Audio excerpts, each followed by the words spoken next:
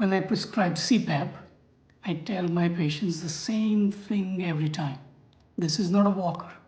This is not a crutch. This is a fancy gym equipment for your brain. Nobody enjoys the treadmill, but they do it because of what is on the other side of that habit. If you are new, I'm a sleep doctor from Indiana's Amish country. 30 years, almost every problem people have with this machine has a fix. I'm going to give you 4 tips and stay on for the 4th. It is the one nobody checks. It is the reason most people quit. Tip number 1. The mask is not one size fits all. Most people are still wearing the mask they were handed on day 1. If your mouth falls open at night, air leaks out all night. You wake up with a dry throat, you wonder why the machine is not helping. That is not a CPAP failure. That is the wrong mask. Here is what to try first. A chin strap with the mask you already own. It holds the jaw closed, and for a lot of patients, that is the whole fix. Because most people get pushed towards a full face mask instead. A meta-analysis of 13 studies in the journal Chest showed those masks needed more pressure, left more breathing events untreated, and got warm about 48 fewer minutes a night.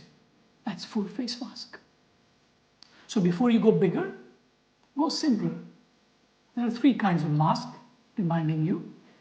Nasal pillows just sit here, inside the nostril a little bit. Nasal masks cover the nose. Full face masks cover nose and the mask. And that mask did not come from your doctor's office. It came from your equipment supplier. I used to ask my patients one question. How many pairs of shoes did you try on before you bought the ones you are wearing right now? Nobody buys the first pair, and yet people keep the first mask for years. For something they wear against their face 7 hours a night, every single night. Your insurance will make it hard for you to get another mask. Your supplier will make it hard too. Ask anyway, ask again, and keep on asking. Tip number 2.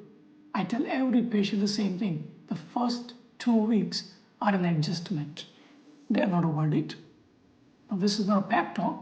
It is a finding researchers in Britain found when they followed 1,000 CPAP patients across 5 sleep centers and watched the first 14 nights.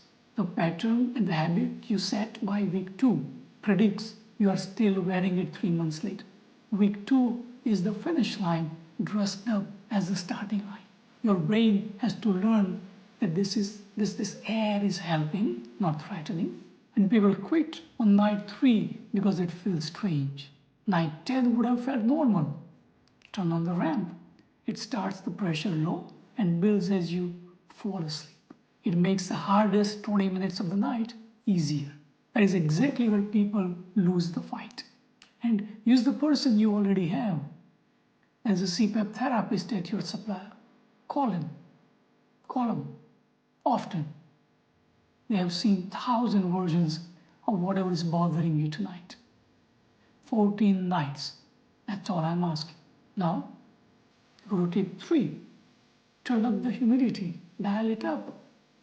Dry mouth, dry nose, the sandpaper filling in your throat in the morning. Most of the time, that is a setting. It is not you.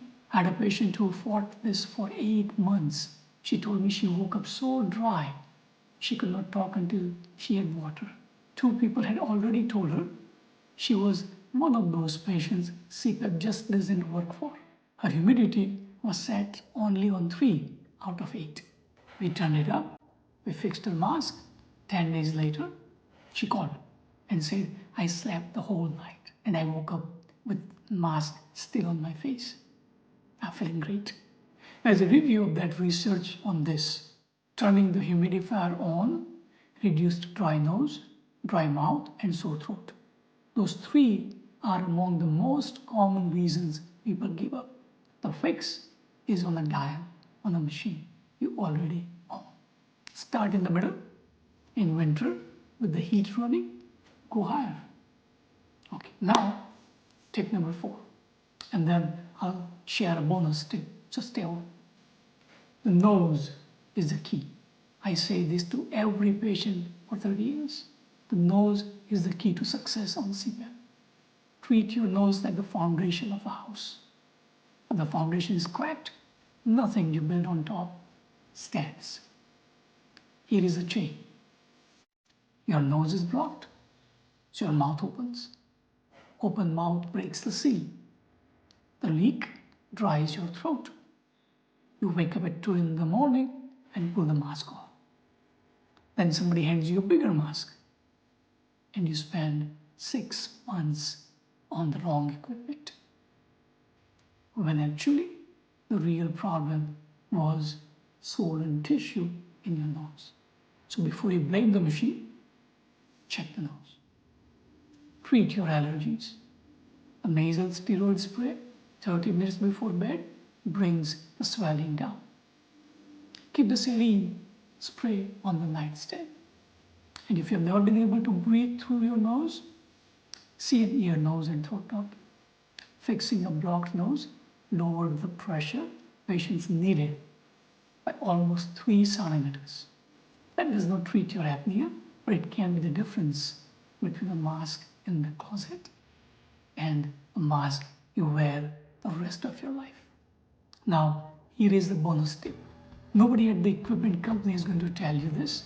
The official definition of compliance is 4 hours a night on 70% of the nights. A panel picked that number. It was never tested against whether you feel better or not. The heart research points closer to 6, so you can be compliant on paper. Your download looks clean. Everybody's happy.